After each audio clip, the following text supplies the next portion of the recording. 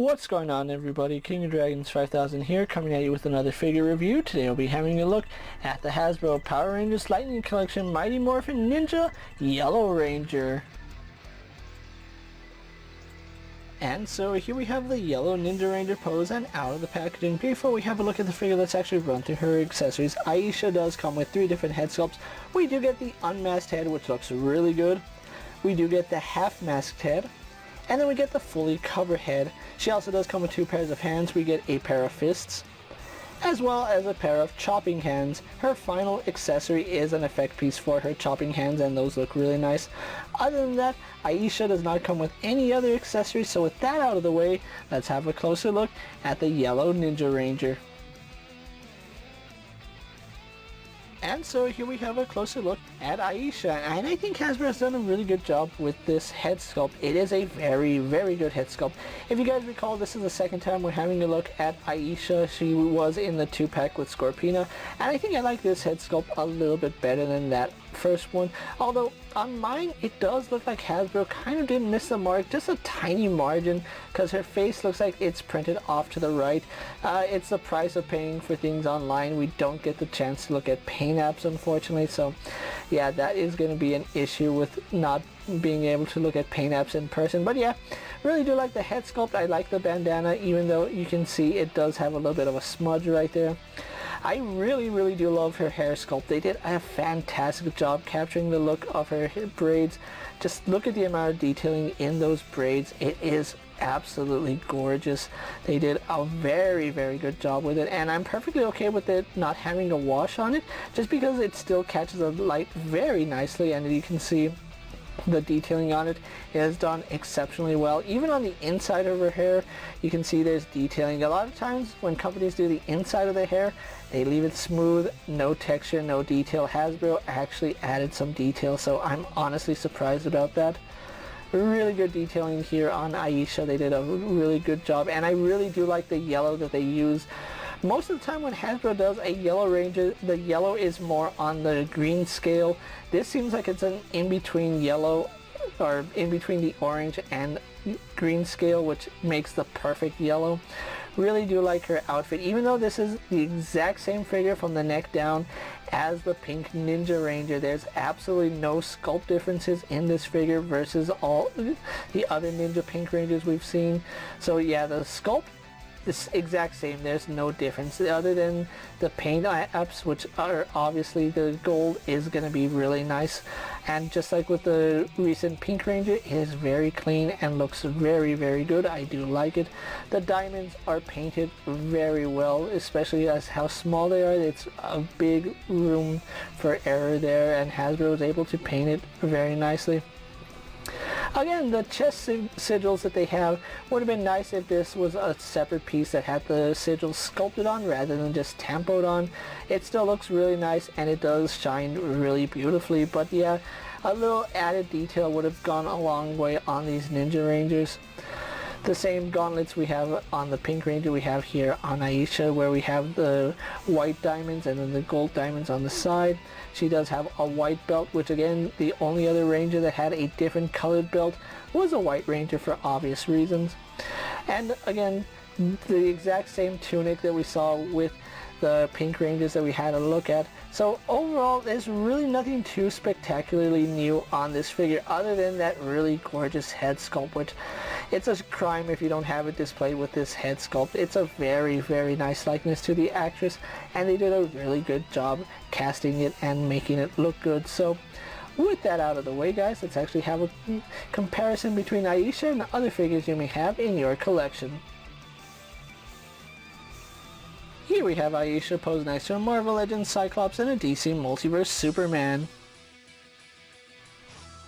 Here we have Aisha posed next to a WWE Elite Scale figure and a Mezco 1/12 Collective Popeye the Sailor Man.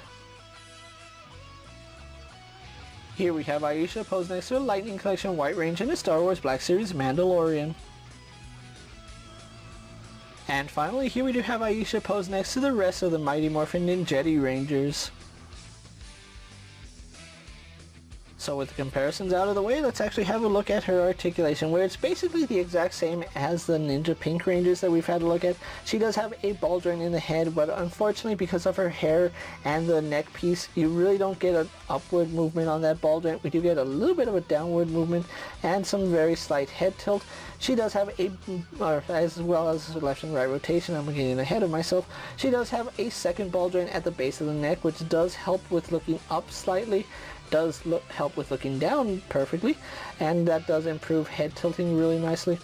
Then she does have a butterfly joint here in the shoulder, which it really doesn't function all too well, to be quite honest. It barely goes forward and back, going out to the side very nicely, goes all the way around, and I do like the fact that these shoulder pads are just wedged in between the shoulder and the butterfly joint, because it does make posing it a little bit easier. We do have a bicep swivel, which works fine, double band here in the elbow, getting some really good range there. We have a swivel hinge at the wrist. We do have an ab crunch in the torso, which does lean back to about that far, then it does lean forward, but again, because the way the tunic is designed, it does hinder articulation. We have a ball joint here at the waist, so that does rotate and pivot side to side, as well as some forward and back. Legs are on a drop down hinge, so they do drop down, kick forward to about right there.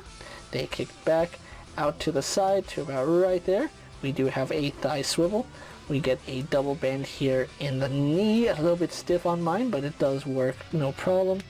We do have rotation here at the boot, or at the shin guard. Then we do have a hinge in the ankle going back and forward, and then finally forward facing pin for rocker ankle. So overall, more of the same that we've seen with the Ninja Rangers, so it's still pretty good. It could be better in some points. So with that being said, guys, let's actually get a pose for my final thoughts, and then we'll wrap up this review. And so here we have the yellow Ninja Ranger pose for my final thoughts, and overall, I really do like this figure. I think Hasbro has done a really good job on the unmasked head sculpt. It looks a lot like the actress, and I do like the paint job on it. Even though mine is skewered a little bit off to the side, I can still appreciate the sculpt for what it is, and I really do like her hair. It's a really, really, really good head sculpt.